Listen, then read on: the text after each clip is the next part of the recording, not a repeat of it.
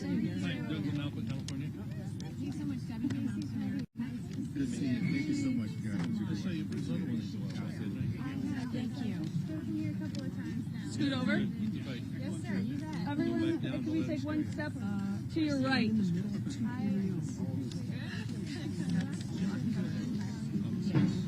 Absolutely. Yes, sir. You want signs? Well, yes. Okay. When you go up. Yeah. Okay. We have a couple of these signs back here that would be great. Where is Aaron? Aaron? Yeah. Just open. I got lots of. I think what may be easier is if I start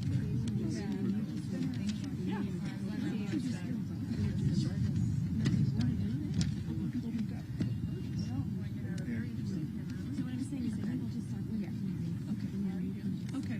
Sure. We'll get Yeah. okay. Our progress. Okay. And then we'll go right after. Okay. Yeah. They'll be asking you all questions. Okay.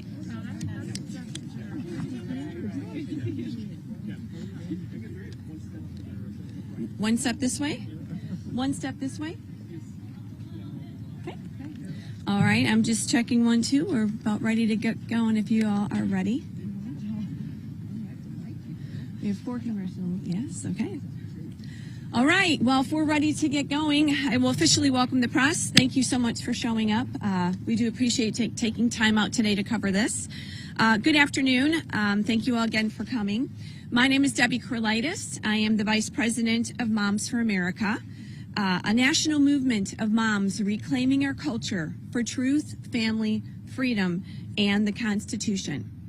Protecting women's sports has become one of the top issues for moms all across the country because of the blatant attack on our girls and the attempt to erase athletic fairness. We as moms are extremely concerned about the integrity of women's sports and the safety of our girls in the game and in the locker rooms. Moms for America would like to thank our congressional leaders that have shown up today to support us and to help champion safety for women's sports. So thank you so much for coming. We so appreciate that. Thank you to our athletes. We have some of the top athletes joining us today, from skateboarding to basketball to swimming to volleyball. We have invited a lot of athletes to come and their mothers, a cyclist who is also a mother, to share their stories and explain. And it's shocking that we have to even explain why it is so important to protect women's sports. I am going to go ahead and start with some thoughts about raising awareness and calling on the Senate to pass H.R. 734. That is our main goal here today. We are asking for the Senate to call this bill and to pass this bill, the Protection of Women and Girls in the Sports Act of 2023. This legislation has already passed the House, but it has not received a vote, and that is not acceptable for Moms for America. Congress passed Title IX 51 years ago in order to guarantee that American women and girls would have equal opportunity to access in athletics. Lawmakers today must protect and advance the legacy by clarifying the law to ensure that women's sports remain safe and competitive for our athletes.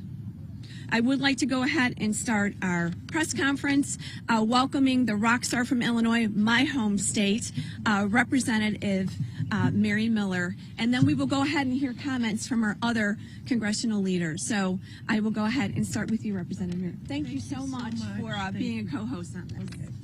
Thank you. As a mother of 5 daughters and grandma to 8, I'm horrified by the Biden administration's ardent push to force biological men into girls' sports. Our girls deserve safe locker rooms and fair opportunities in athletics. I was proud to co-sponsor the Protection of Women and Girls in Sports Act, which passed the House and must be taken up by the Senate. Allowing biological men into women's locker rooms not only undermines the integrity of women's athletics, but also puts our girls at risk. On his first day in office, President Biden signed an executive order to destroy Title IX and force young girls to share locker rooms with biological men. That is why the first bill I introduced in Congress is called the Safety and Opportunity for Girls Act, which specifies that sex in Title IX is biologic, not identity. I will not stop fighting in Congress to protect and defend our children, especially our daughters, against this radical woke ideology. I'd like to say, parents, you must demand that the Senate take swift action in passing the Protection of Women and Girls in Sports Act. And now I'd like to introduce my good friend from Tennessee, Congresswoman Diana Harshbarger. Thank you. Thanks, Mary. My sweet friend. Hey, thank you. It's an honor to be here, and it's a privilege to come and talk to you as well as American parents. I'm a mother and a grandmother, and what they're doing to our daughters is unconscionable. You know, I voted for the Women's and Girls Sports Act, and that was just, I didn't have to put any thought in it. You know, I've been a pharmacist for 36 years, and for heaven's sakes, I know as a healthcare professional, you can never change somebody's DNA. We respect everybody and what they choose to do, but you cannot change someone's DNA. And no woman should ever be denied an opportunity, a scholarship, or a place on the podium because a biological male is competing against them. And what I really want to talk about is we are in the middle of a spiritual battle with our children, against our children. And what's happening in our society is, as the Bible says, what is looked at as evil is now being looked at as good, and what is good is being looked at as evil. That is a spiritual message that I want to send to every American. What they're doing to our young women is atrocious, but what they're doing to our little children, they're going to be brought up this way to think that it's okay to do this, and it's okay to, we cannot legislate morality, ladies and gentlemen. We can't do it. And it is up to us in Congress to pass legislation that protects the women and keeps the biological men out of sports. And without that, and it takes a spirit of boldness to do this, because we are inundated every day with hatred because we take a stand against this. So under this legislation, it ensures that Title IX will protect women as it was intended. Federally funded schools that allow men who are pretending to be women to participate in all-female sports will be faced with a Title IX violation. And I'm asking everybody who listens to this press conference, you call your senators and you let them know that you support this legislation. Let's get it to the floor for a vote and find out where your senators stand on the issue. And that's all I'm going to say right now. And I'm going to turn this over to my dear friend, Representative Owens from the state of Utah. He is a fierce fighter on this front. Thank you. Thank you so much. I'm honored to join the Moms of America, for America, these courageous female athletes and my colleagues in Congress support the Protection of Women and Girls in Sports Act of 2023. More than a century ago, Title IX turned the tide against discrimination and prejudice toward women in sports. As a father of 5 and a grandfather of 12 granddaughters, I have witnessed firsthand the benefit of equal opportunity for women in competitive sports on and off the field.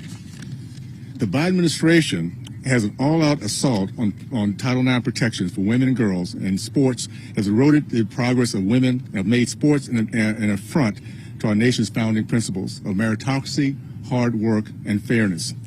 Allowing biological men to compete against women in sports is not only unscientific, is reckless, but it's totally unfair. As the chair of the Higher Education Workforce Development Committee, I was proud to lead the effort in the People's House to pass the Women and Girls in Sports Act of 2023. I call upon the Senate to pass a common sense legislation to protect women's sports to safe and fair competition. I was blessed to have been raised in a remarkable generation by the greatest generation in the history of mankind. And I'll tell you what they taught us as young men to be a man is going to be respected. They should look back on your life and realize with a legacy. It's very simple. Learn to love God, country, family, respect women and authority. We're not only seeing the disrespect of women, but the demeaning of manhood. I'm going to ask the fathers out there, man up.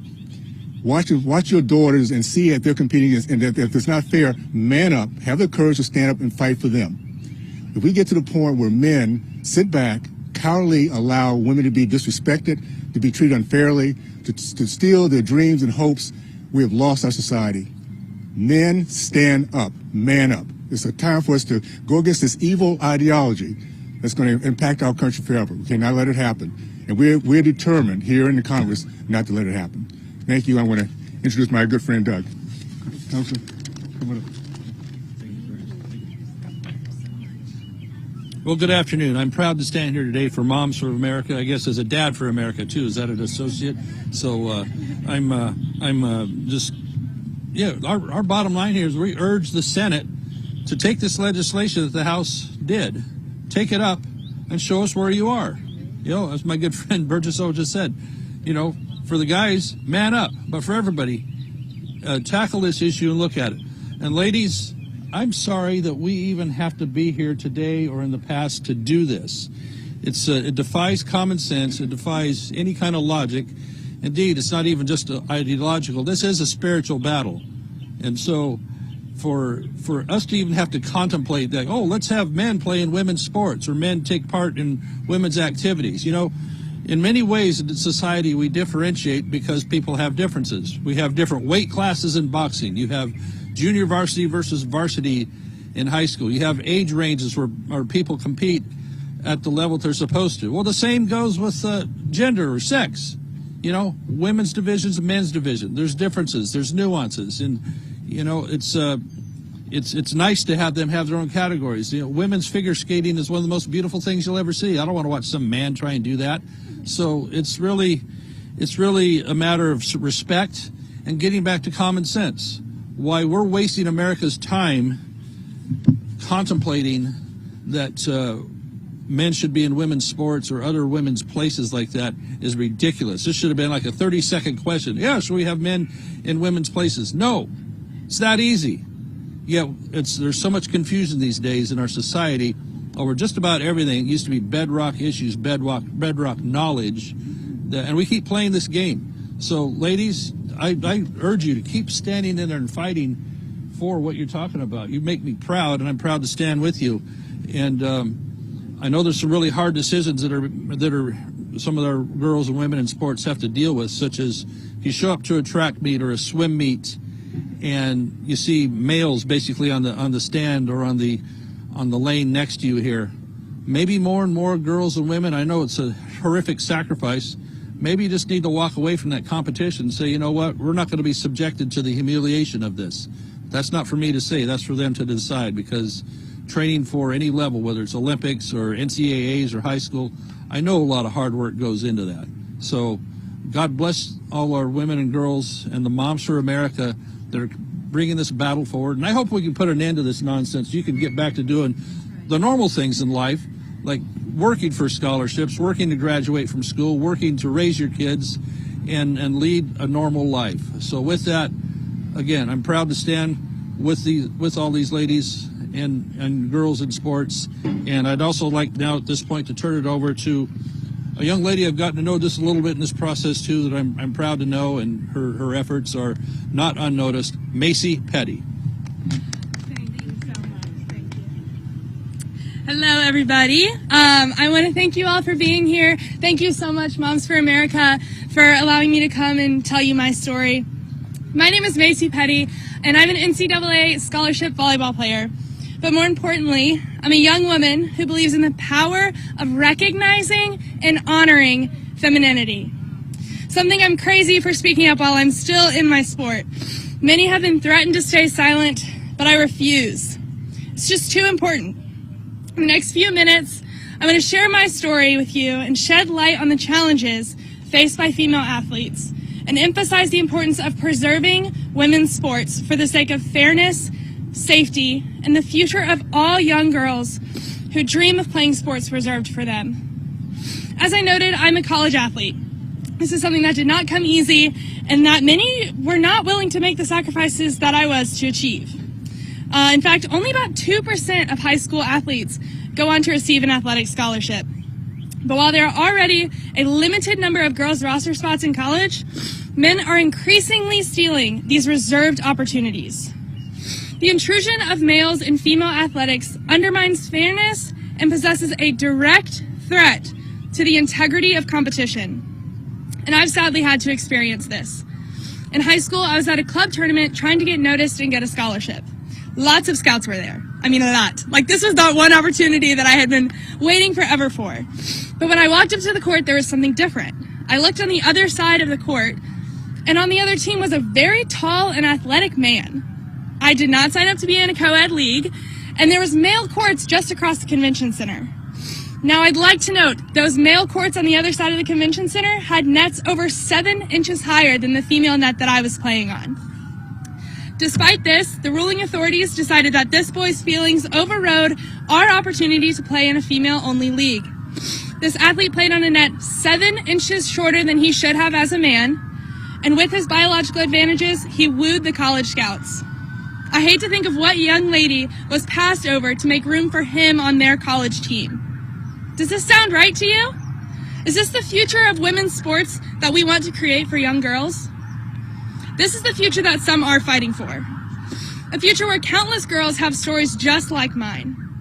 A future where men dominating sports is not merely an obstacle for some to have to overcome, but a norm that all will have to overcome. This sounds like a strong fight that lots of women already fought about 50 years ago with the passage of Title IX. Blurring these lines between male and female sports is not only unfair, but it's also unsafe. It's appalling to think that women are being forced to undress themselves in front of men, and anyone who encourages this kind of behavior is effectively promoting a severely dangerous and harmful environment for girls, including opportunities for assault. Beyond the issue of safety, there's a fundamental need in our society to recognize the honor, value, and dignity of being a woman. We are not boys, nor will we ever be. And we should celebrate the unique qualities that women bring to sports and society. This is my call to honor femininity and appreciate what makes women different. Don't force women to compete against men and belittle them when their biological differences arise. Instead, let's provide them with an opportunity to compete within their own teams, change in their own spaces, and reserve female athletic roster spots and scholarships for females. I'm immensely grateful for the House and Senate Republicans who refuse to sacrifice women's opportunity to woke ideology. Their commitment to preserving the integrity of women's sports gives me hope for a future where our culture values the unique contributions of true femininity. I urge each and every one of you to not only agree that men shouldn't be in women's sports, but to be bold in your convictions and work towards changing our culture from within. Let's champion the cause of fairness, safety, and the recognition of the value of being a woman. Together, we can build a society that cherishes femininity and empowers girls to pursue their dreams without boundaries. And step one is calling your senators. Thank you.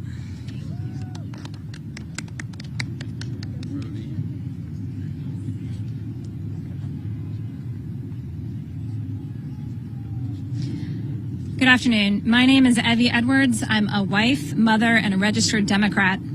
I'm a former four-year full scholarship NCAA cross-country athlete, and I'm a current elite cyclist with world, national, and medals in cycling. I was an athlete in Los Angeles UCI Masters Track Worlds, where the first trans-identified male was awarded a woman's title and world record for 2 consecutive years. Most of the people I associate with are open-minded and compassionate. We agree that the inclusion of male bodies in female sports is unfair for everyone. Policies that allow male competitors to claim awards and recognition meant for female athletes are wrong and need urgent reversal. Liberal women like me agree. Fairness in women's sports is not a partisan issue. Yet I'm baffled and disappointed by the lack of support from my Democratic Party. Rather than promote the findings of 22 peer-reviewed studies that show the male-born athletic advantage cannot be muted, my party has chosen to focus on supporting inclusion policies that are unfair for females. I have 2 athletic children. My 11-year-old daughter excels excuse me, in soccer, taekwondo, and cycling. I have concerns for fairness and safety, and I feel dismayed at the inevitable decision that we'll have to make if she continues her athletic pursuits with trans-identified males. Just as families of female athletes all over the country are now experiencing, our decisions will be rooted in concerns for her physical safety, her self-esteem, and mental well-being. This doesn't happen in boys' sports. It's an injustice to girls. Policies placing trans-identified youth's anonymity over the safety and fairness of girls creates inevitable distraction and discord among athletes, coaches, and families. Female athletes are not given the opportunity to choose whether or not to participate to avoid higher risk of injury or shared locker rooms. We know females experience puberty differently than males. Boys develop muscles and bones which are advantageous for any sport they choose to participate in. Female puberty often brings weight gain, a distribution shift in fat and lean muscle, breast development, and of course menstruation. Women and girls have had much higher rates of knee injury and experience higher rates of concussion than their male counterparts in sports. I've given birth twice and have overcome hormonal changes, body composition, and childcare logistics to return to high-level competition. As I age and lose the hormones I was born with, I will not be able to take HRT and compete legally. Yet trans-identified men are allowed a custom cocktail of hormones to optimally compete. It is not fair at any level or age to force females to compete with males. When women and men speak up about this unfairness, they are accused of harassment and bigotry. For the better part of a year, I had to defend myself to safe sport investigators because 2 trans-identified males accused me of sexual harassment and sexual misconduct simply for wearing a Save Women's Sports shirt in competition. Organizations that were created to protect women and girls are being used as social weapons to silence us. However, I have experienced the overwhelming support of peers and athletes who understand that speaking out is the only way to ensure fair and meaningful competition for females. Female sport exists to showcase the awesome ability of the female body and mind to accomplish feats of strength, speed, rigor, and agility amongst other female athletes. Without a separation of the sexes in sports, females will not be celebrated, but rather excluded from their own sport. Males have been granted special permission to compete against women and girls in instances where males' perspectives and feelings are more important than awarding and recognizing female skill, talent, drive, and training. What does this say about the status of girls? Is there no value in female athletic performance and accomplishment? We can celebrate the differences of individuals and still include every body in appropriate sport categories. The discussion is not complicated. Bodies play sports, not identities. For additional information, I urge you to look up the Independent Council on Women's Sport, Champion Women, and the Women's Sports Policy Working Group. Thank you very much.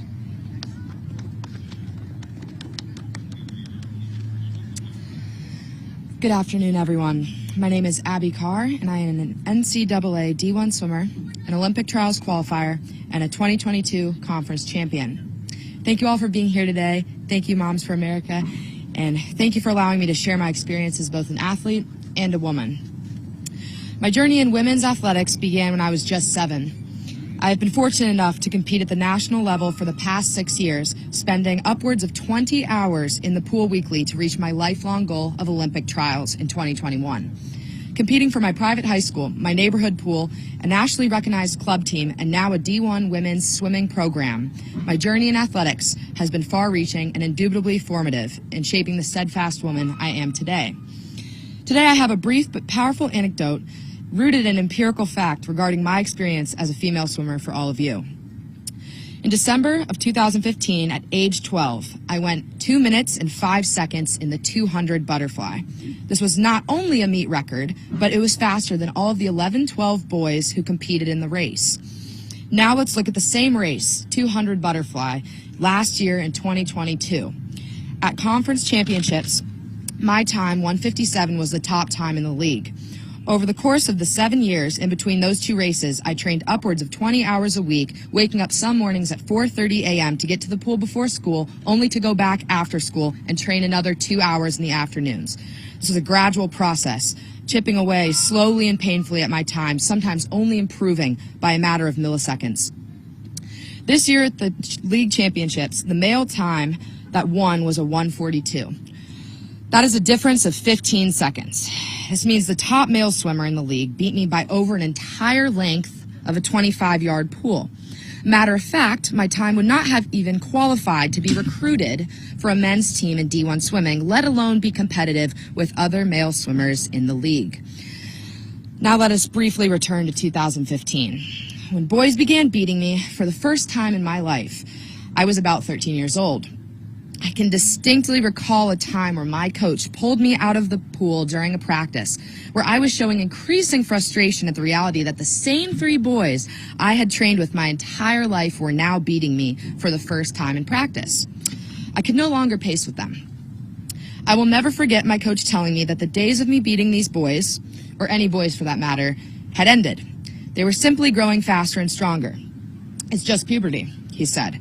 Obviously, I was not thrilled by the implications of this conversation, but I was grateful for my coach's transparency. After all, he was right. These boys were visibly changing, growing into men, gaining both muscle and height that my body simply would not. These advantages, more muscle mass, height, endurance, greater bone density, lung capacity, and overall athleticism, do not vary with identity or personality. They are simply biological realities determined by sex. At the age of 13, I was certainly not a member of Congress, but I did not need to be an elected official to fully grasp the implications of biological difference in sport. Thank you.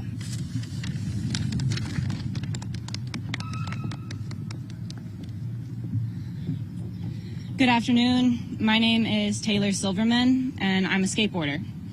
I grew up playing girls basketball and softball and experiencing the benefits of Title IX. We had equal opportunities to our male peers. In high school, I made the switch to homeschooling and took up an interest in skateboarding since I was no longer playing school sports. I fell in love with it very quickly, and I've been skateboarding now for 12 years. And for the past several years, I've traveled around the country competing. My experience competing in women's skateboarding was quickly tainted, though, as I realized that the equal playing field I had prior no longer existed. In 2018, a male entered a women's contest I participated in California, and this happened 2 more times, in 2020 in Illinois and in 2021 in Nebraska.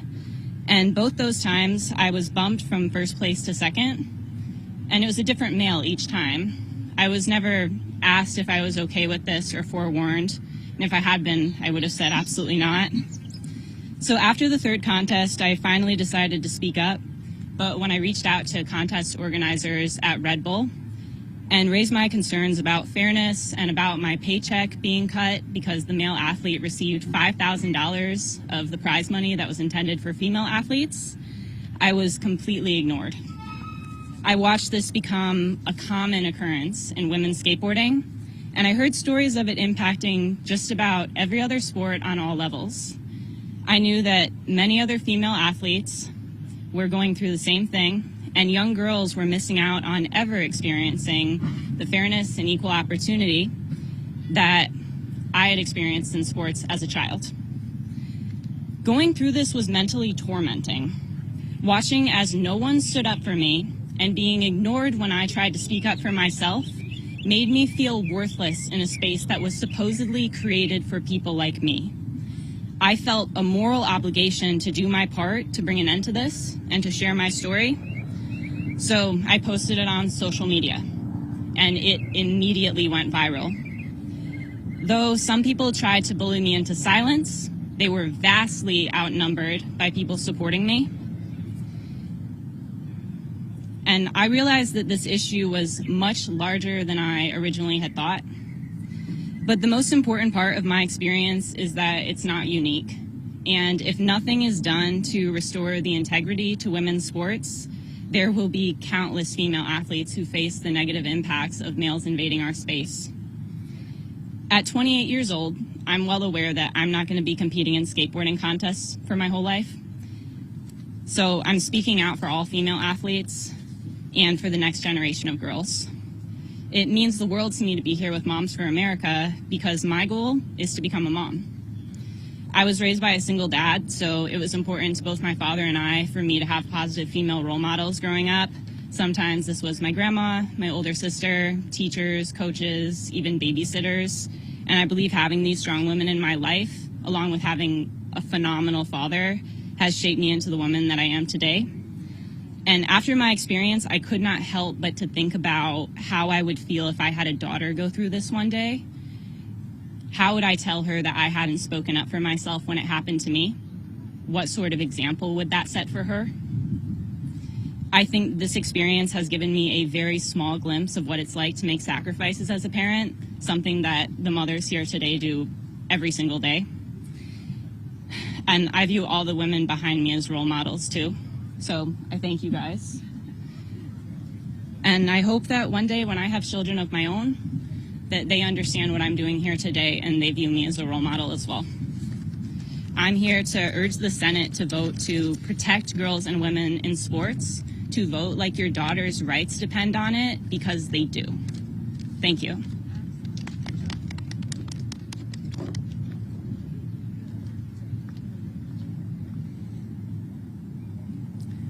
Hi.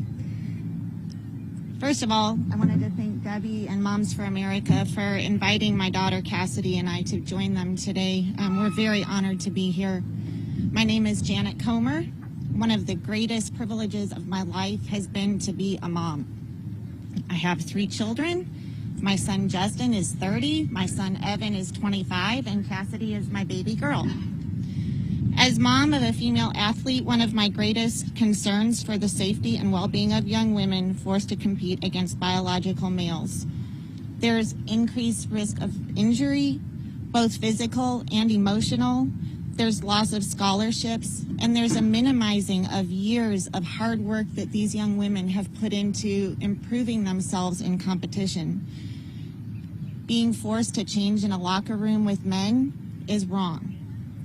I'd like to join with Moms for America in calling on the U.S. Senate to schedule a vote on H.R. 734, the Protection of Women and Girls in Sports Act of 2023. This bill prohibits school athletic programs from allowing individuals whose biological sex at birth is male. It prohibits them from participating in women's sports. In 2021, in our great home state of Texas, legislation was passed defending the rights of young women and girls at the junior high and high school levels. We now have a bill that has passed the Texas House and Senate with bipartisan support to offer the same protection to our collegiate women athletes. Now, I would like to introduce my little girl. Cassidy has been playing basketball since she was in 6th grade. She excelled in the sport and, in spite of a major injury in her senior year of high school, was awarded a roster position with Midwestern State University in Wichita Falls, Texas. Due to additional injuries and another surgery since then, she stepped away from basketball for now, and is speaking up for the rights of young women in sports. She was at the Texas State Capitol for both the junior high and high school level bills and as well the collegiate one. She has been a strong voice for women, and frankly, my own daughter has been a huge inspiration to me as well. Cass?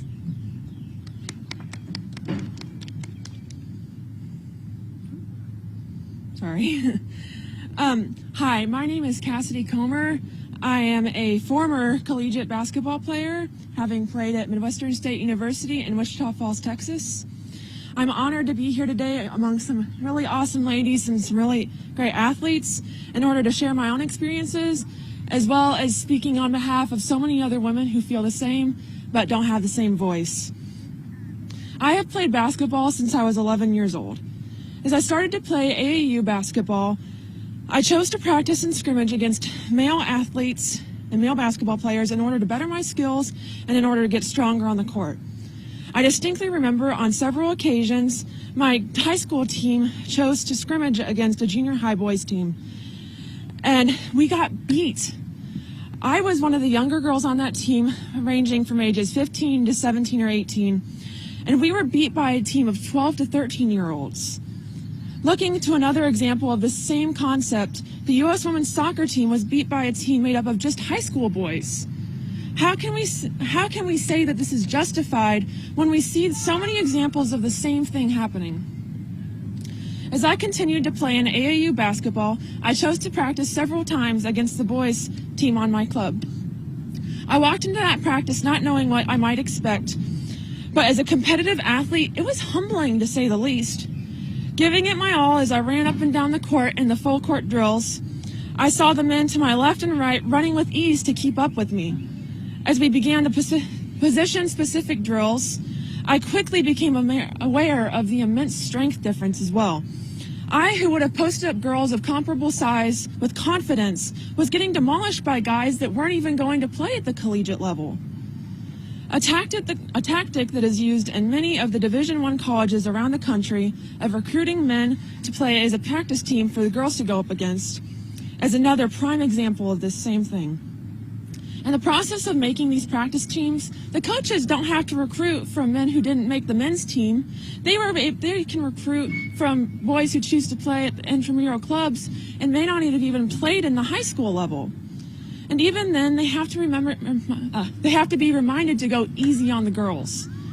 How can anyone argue in good conscience that it is fair for men to play against a woman or on a women's team when a male that hasn't even competed at the high school level has to be reminded to go less than 100% for a chance for the women's team to even have a chance to succeed and be safe? The reason I am no longer playing basketball at the moment is that I have faced 4 major injuries in the last 4 years, 2 of which have resulted in major knee injuries and surgeries. According to Yale Medicine, women are 2 to 8 times more likely to tear an ACL than men are. According to the same article, anatomically, this is a quote, anatomically, men and women are not created equal. The female pelvis is wider, which changes the mechanics of how the thigh bone, tibia, and femur function, according to Dr. Elizabeth Garner. She goes on to say, this puts more stress on the soft tissues that support your joints, which can lead to both chronic and acute injuries. This data confirms the risk that women face because of their anatomy, a risk that a biological male competing in the same competition would be far less likely to receive. We as women athletes do not consent to the invasion of our spaces that we have fought so hard to protect and to create in the past 50 years. We have made so much progress in protecting these women and our freedoms, and now it is all at risk in the name of inclusion? I don't think that's right. I'm calling on the Senate to pass this bill and to protect women. Thank you. Awesome. You guys come closer. Let's finish this out strong. Come on in. Wow, it is awesome to be here today. It is awesome to be here today with Moms for America. Let me introduce myself. I am Barbara Ehart, state representative from the great state of Idaho. I was actually the first one to bring this state legislation forward in 2020. I have since testified in about 30 states. I've been in Texas and North Carolina this year trying to help us bring it forward and get it over the line. Texas's governor is now set to sign this in the upcoming, I think, 10 days. So that will get signed. We're still waiting on North Carolina. Friends, let me tell you a little bit about myself, if I could. You see, Title IX changed my life. I was born in the 60s, grew up in the 70s, and people had asked me, life was so different back then. A couple of us that may be a little bit older, you don't understand what it was like to be female back then. And they would say, Barbara, what do you want to be when you grow up? And you know what I'd tell them? I would tell them that I wanted to play sports. And you know what I was told? I literally was told that's not what girls do. But I stayed the course. And in 1972, unbeknownst to me, Title IX was passed. And it gave me the opportunity to play junior high basketball, then high school ball, and then I was able to play at Idaho State Division I basketball on a scholarship. Now, the uniqueness to me also is that I'm also a Division I women's basketball coach. I spent 15 years coaching Division I women's basketball at 4 fantastic institutions.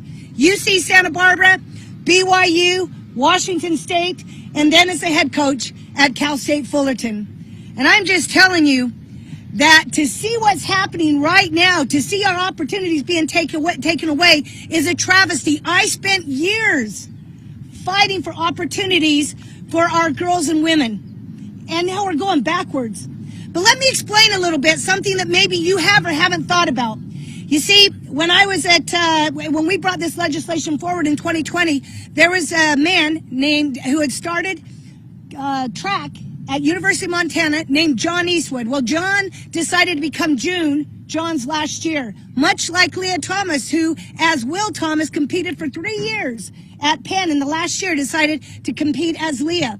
These two athletes, let me just explain how athletics works at the college level.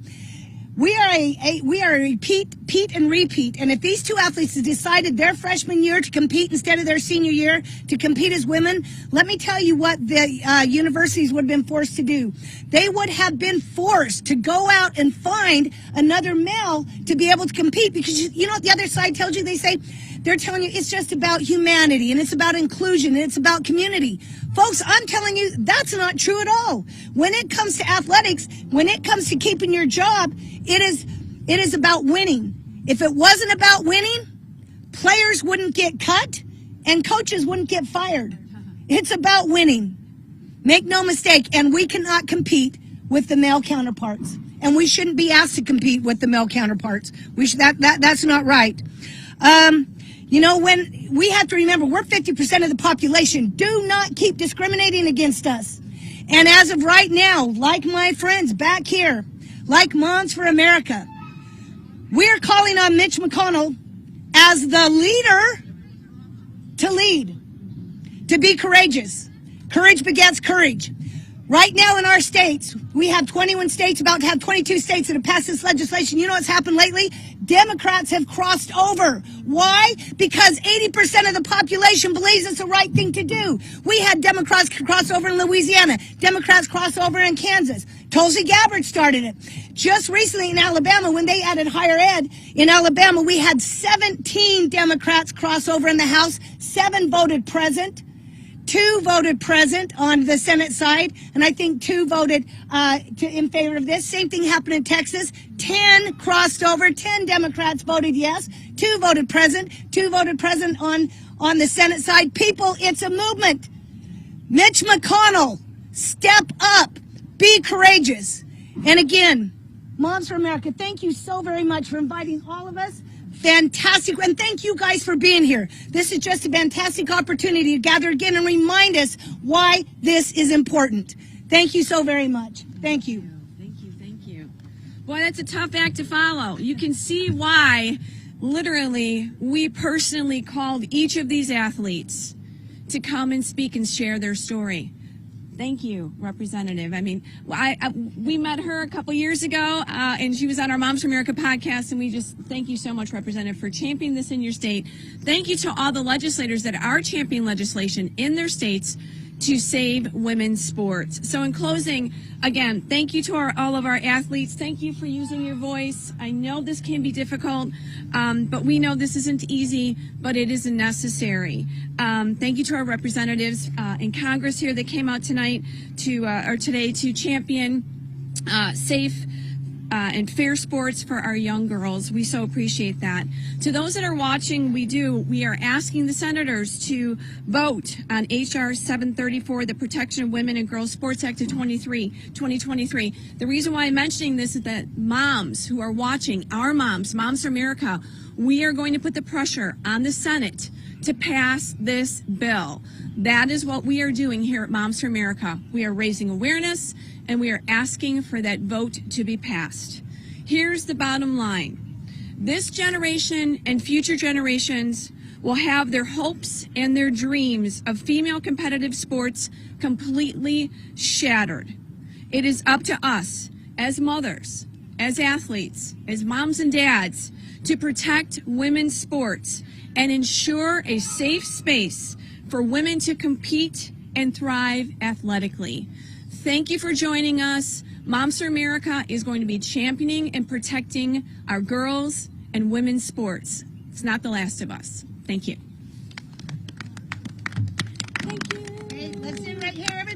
on, let's go. Uh-oh, with the Okay. coach. Team on 3. 1, 2, 3. Team. All right, thank you. Are you guys taking questions? I think we have I have to ask Aaron here if we have time. Right, I know there's 13 another minutes. group coming, but we can do any interviews over here on the side for sure. Okay, yeah, sure. I know that they want to have us kind of